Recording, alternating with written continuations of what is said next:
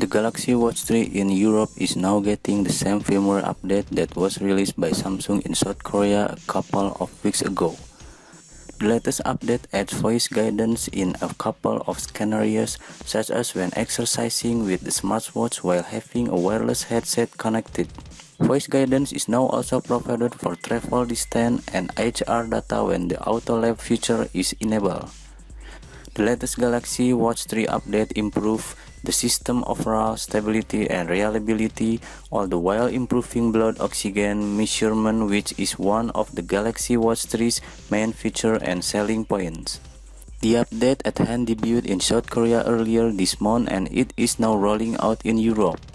But of course, if you haven't received in your region yet, then sit tight as Samsung should be expanding the update's availability to more markets soon.